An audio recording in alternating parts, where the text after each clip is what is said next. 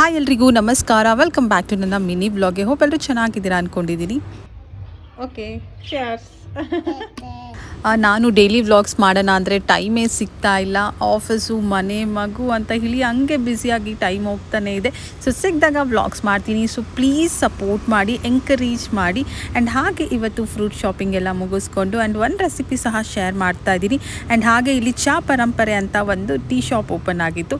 So ನೀವು ಯಾವುದೇ tea shop ಏನಾದರೂ ಓಪನ್ ಆದರೆ ನಾವು ಅಲ್ಲಿ ವಿಸಿಟ್ ಮಾಡಿ ಸಪೋರ್ಟ್ ಮಾಡ್ತೀವಿ. ಆ್ಯಂಡ್ ಹಾಗೆ ರೆಸಿಪಿ ಅಂತ ಹೇಳಿದ್ನಲ್ಲ, simple egg rice recipe. So ಇಲ್ಲಿ ಒಂದು ಬಾಣಲಿಯಲ್ಲಿ ಎಣ್ಣೆ, ಈರುಳ್ಳಿ, ಹಸಿಮೆಣಸಿನ್ಕಾಯಿ, ಶುಂಠಿ ಬೆಳ್ಳುಳ್ಳಿ ಪೇಸ್ಟ್ ಹಾಕ್ಕೊಂಡು ಫ್ರೈ ಮಾಡ್ಕೊಳ್ಳೋಣ. ಸೊ ಸ್ವಲ್ಪ ಚೆನ್ನಾಗಿ ಫ್ರೈ ಮಾಡ್ಕೋಬೇಕು. ಆ್ಯಂಡ್ ಹಾಗೆ ಇಲ್ಲಿ ಕೊತ್ತಂಬರಿ ಸೊಪ್ಪು ಸಹ ನಾನು ಎಣ್ಣೆಯಲ್ಲೇ ಫ್ರೈ ಮಾಡ್ಕೊಳ್ತಾ ಇದ್ದೀನಿ. ಆ್ಯಂಡ್ ಮೇಲೆ ಸಹ ಲಾಸ್ಟಲ್ಲೂ ಸಹ ಹಾಕ್ತೀನಿ. ಆ್ಯಂಡ್ ಈಗ ಅರಿಶಿನ ಪುಡಿ, ಉಪ್ಪು, ಮೊಟ್ಟೆ ಹಾಕಿ ಚೆನ್ನಾಗಿ ಮಿಕ್ಸ್ ಮಾಡ್ಕೊಳ್ಳೋಣ. ಸೊ ಈ ರೀತಿಯಾಗಿ ಆಗಬೇಕು.